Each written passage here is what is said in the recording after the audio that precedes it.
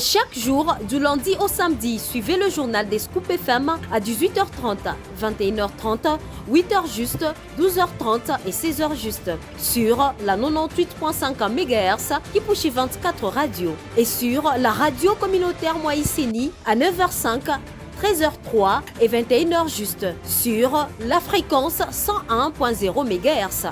Nos chaînes partenaires Scoop FM, la neutralité réelle. Vous êtes des milliers à nous suivre de partout dans les 4 coins du monde et sur nos chaînes partenaires. Bienvenue à tous si vous nous rejoignez. À la une de l'actualité, la République démocratique du Congo célèbre ce 5 décembre 2024 la 38e journée nationale de l'arbre. Le service des reboisements a restauré au moins 195 hectares au parc de Sélé dans le périphérique de Kinshasa. C'est ce qu'a déclaré la ministre nationale RD congolaise de l'environnement. Et puis le vice-premier ministre des Transports Jean-Pierre Mbemba a défendu mercredi sur le ondes du Top Congo l'idée d'une révision ciblée de la constitution de la RDC tout en rejetant le crainte d'un éventuel changement de la constitution. Je l'ai annoncé tout à l'heure, le vice-premier ministre de Transport, Voies de Communication et Désenclavement Jean-Pierre Mbemba Ngombo, alors d'une interview accordée à la presse locale, parlait de la question de la révision ou changement de la constitution de la République démocratique du Congo, le souhait le plus ardent du chef de l'État Félix Antoine Tshisekedi Tshilombo. Je vous prie de suivre le vice-premier ministre de Transport dans cet extrait. Et je ne comprends pas pourquoi, de quoi les gens ont peur en fait, de la révision de la Constitution. Révision ou changement, attention. On parle de quoi, la révision du changement? Là, pour l'instant, on parle de la révision de la Constitution. Pas du changement. Mais qui a parlé du changement? On parle de révision de la Constitution. Augustin Kabouya, membre du présidium. Bon, je veux dire, vous lui poserez la question là-dessus. Mais ce qui est autorisé, je veux dire, de la Constitution, et qui est prévu de la Constitution, c'est la révision. Et je vais vous donner ce que je pense. Moi, je vois, à mon niveau, quatre articles qui pourraient nous aider à évoluer. Et certainement qu'il faut attendre que le président de la République a dit qu'il va mettre en place une commission. Je dis, de quoi a-t-on peur? Laissons cette commission être mise en place, mais je pense qu'il y a des articles sur lesquels on doit pouvoir discuter. Lesquels? La question de l'article 10. Sur la nationalité congolaise, qui est exclusive. Exclusive. Une est exclusive et qui ne peut pas être détenue concomitamment là-dessus. Aujourd'hui, vous avez des compatriotes qui ont dû quitter le pays, pas par leur volonté, soit parce qu'il y avait la guerre, soit parce qu'il y avait eu des problèmes politiques, et qui ont été, parce que pour ne pas devenir apatrides, ont été contraints de prendre une autre nationalité où ils sont installés. D'abord en demandant le titre de réfugié, et qui ne permet pas que vous soyez réfugié, et puis vous allez à l'ambassade prendre un passeport là-dessus. Et qui sont devenus et qui ont la nationalité, le passeport, je veux dire, du pays dans lequel ils sont installés. Mais qui ont certainement de cœur sont toujours congolais. Oui, mais ça, il ne faut pas un changement de la Constitution. L'article 10 peut rester en l'état, il est exclusive, mais dans le code de la nationalité, on va, sur l'irrévocabilité de la nationalité congolaise, dire celui qui a la nationalité congolaise d'origine ne peut pas la perdre. Ne peut pas la perdre, sauf s'il décide de la perdre. Mais si on passe à la double nationalité?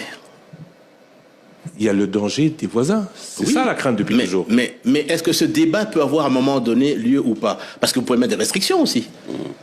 Vous étiez en train de suivre Jean-Pierre Mbemba, le ministre de Transport de la République démocratique du Congo. Le service des reboisements et horticulture a réussi à restaurer au moins 195 hectares au parc de Sélé dans le périphérique de Kinshasa à travers le financement de l'État congolais dans le cadre du programme Jardin scolaire. 1 milliard d'hectares d'arbres à l'horizon 2023. C'est ce qu'a déclaré la ministre d'État de l'Environnement, Eve Bazaïba. C'est jeudi 5 décembre 2024 à l'occasion de la célébration de la journée internationale international de l'arbre. Suivez. Rappelant l'importance de l'arbre dans la crise climatique, Eve Bazaïba a réaffirmé la volonté de la RDC de demeurer un pays solution face au changement climatique à travers ses richesses naturelles.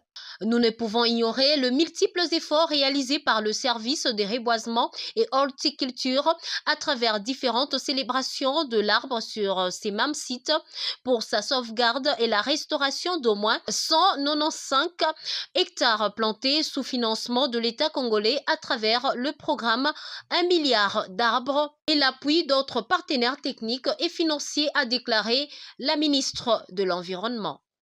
La République démocratique du Congo, solution naturelle aux multiples problèmes imposés par le changement climatique, ne cesse de poser les jalons naturels dans le cadre de la conservation de forêts et la création de forêts artificielles afin de répondre efficacement aux désastres causés par le dit changement, a rajouté Eve Bazaïba. Le programme présidentiel Jardin scolaire 1 milliard d'arbres a été intégré au programme du gouvernement, non seulement booster les défis avec au moins 733,90 hectares plantés à travers le pays, mais aussi et surtout montrer l'importance de l'arbre pour le salut de l'humanité.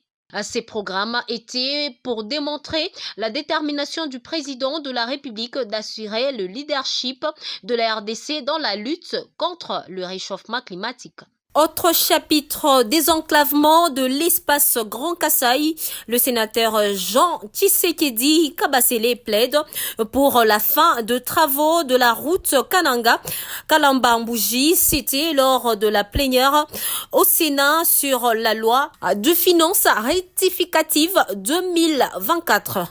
Parlant justice dans ces journaux, les audiences foraines ont débuté sous la supervision du ministre d'État en charge de la justice. Le mesure inclut la peine de mort et le transformement de Koulouna reconnu coupable vers le prison de haute sécurité. Restons toujours au chapitre de la justice.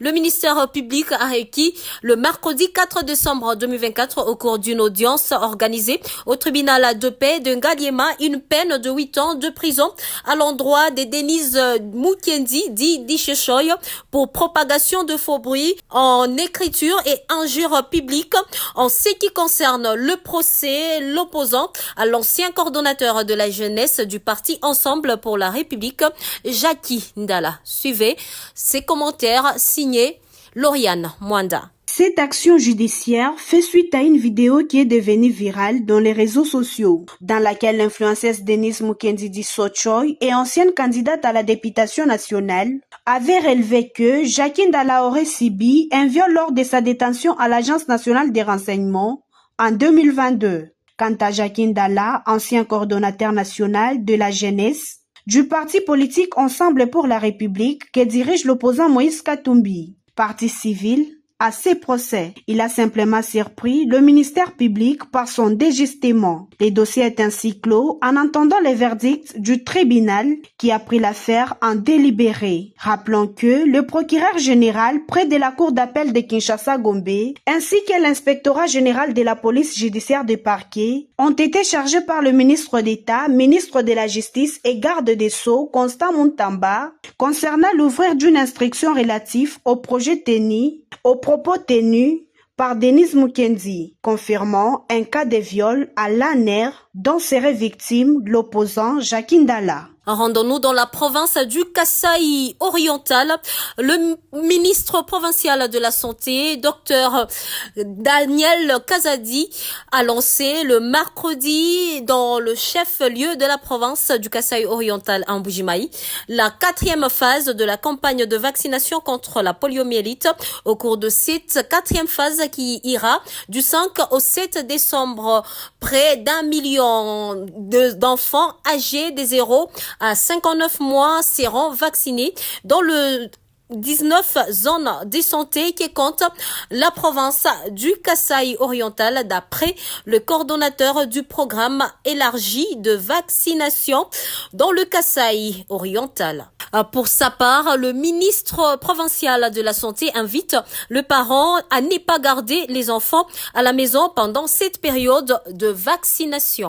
Et puis, 6 morts, de nombreux blessés et d'importants dégâts matériels ont été enregistrés à Matadi, chef-lieu de la province du Congo central, après le pluie diluvienne qui se sont abattues sur la ville de Matadi. Les inondations laissant plusieurs familles sans abri. Le maire de la ville, Dominique Nkwadia, pointe le construction anarchique comme principale cause de dommages dans l'après-midi de ce mercredi 4 décembre 2024. Le gouverneur Grace Bilolo et d'autres autorités ont inspecté le lieu et tenu une réunion d'urgence pour trouver des solutions idoines. Le détail dans nos prochaines éditions. Mesdames, Messieurs, c'est par ici que nous mettons un terme à ces radiojournaux réalisés par l'ensemble de la rédaction. Merci également à vous de l'avoir suivi. Devant ces micros, c'était Gracia Akilimali et à très bientôt. Chaque jour, du lundi au samedi, suivez le journal des Scoop FM à 18h30, 21h30, 8h juste, 12h30 et 16h juste sur la 98.5 MHz Kipushi 24 Radio et sur la radio communautaire Moïseni à 9h05, 13h03 et 21h juste sur la fréquence 101.0 MHz. Nos chaînes partenaires Scoop FM, la neutralité réelle.